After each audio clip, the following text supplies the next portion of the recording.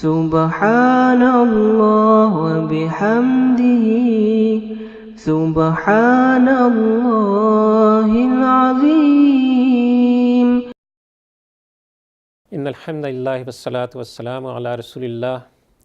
اعوذ باللہ من الشیطان الرجیم، بسم اللہ الرحمن الرحیم۔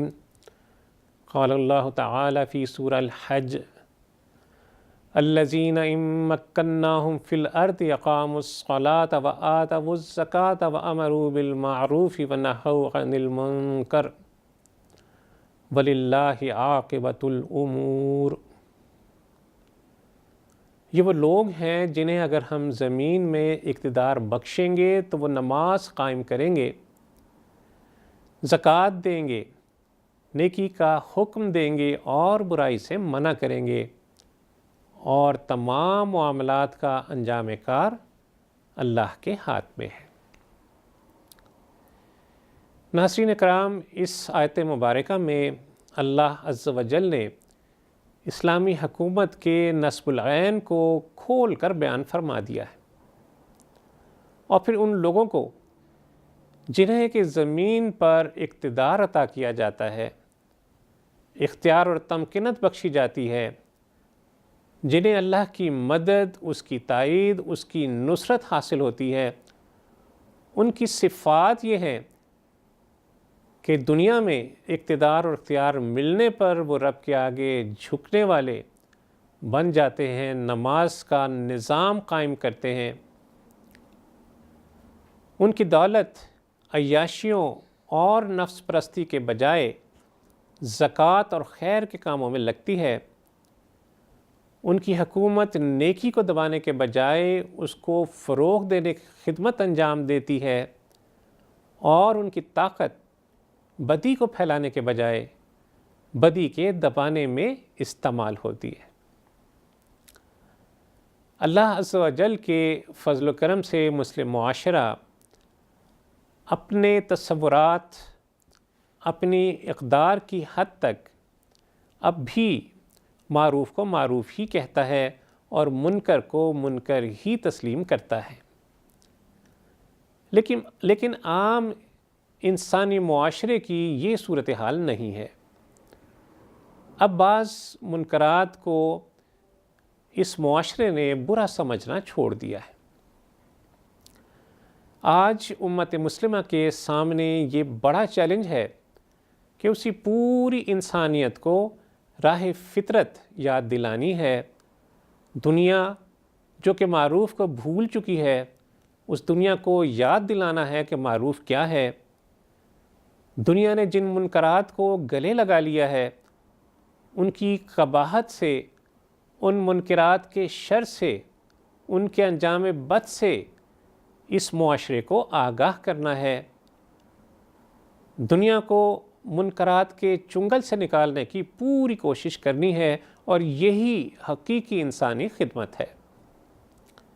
ناظرین کرام، امر بالمعروف و نہی عن المنکر گناہوں کے لیے کفارہ کا باعث بنتا ہے۔ مسند احمد میں نبی صلی اللہ علیہ وسلم کا فرمان ہے کہ آدمی اپنے اہل و عیال، مال و دولت، جان اور اولاد اور پڑوسی کے ذریعے آزمائش میں مبتلا کیا جاتا ہے۔ ایسے میں روزہ، نماز، صدقات، خیرات، امر بالمعروف، نہی عن المنکر، یہ سب اس کے لیے کفارہ اور نجات کا ذریعہ بنتے ہیں۔ امر بالمعروف اور نہی عن المنکر نہ کرنے کا سب سے بڑا نقصان یہ ہوگا کہ خشکی اور تری میں فساد پھیل جائے گا، بگاڑ نمودار ہوگا، اور اس کے نتیجے میں دوسرے بہت سے پیچیدہ مسائل پیدا ہو جائیں گے، اور تباہی کی، بربادی کی صورتحال کا سامنا کرنا پڑے گا۔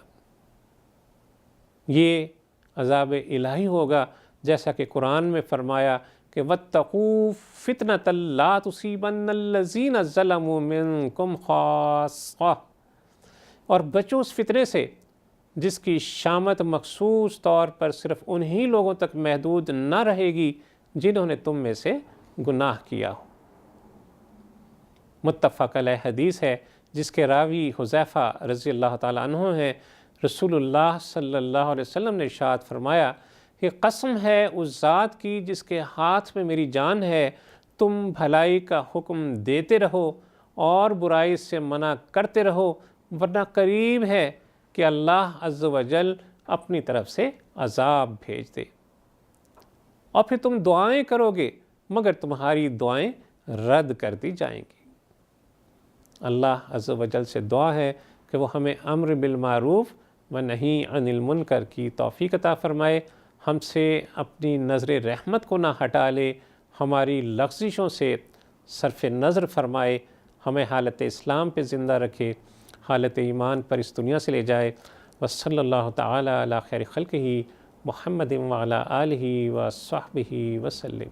اللہم صلی علی سیدنا محمد وعلی آلہ وصحبہ وسلم۔ اللہم صلی علی سیدنا محمد وعلی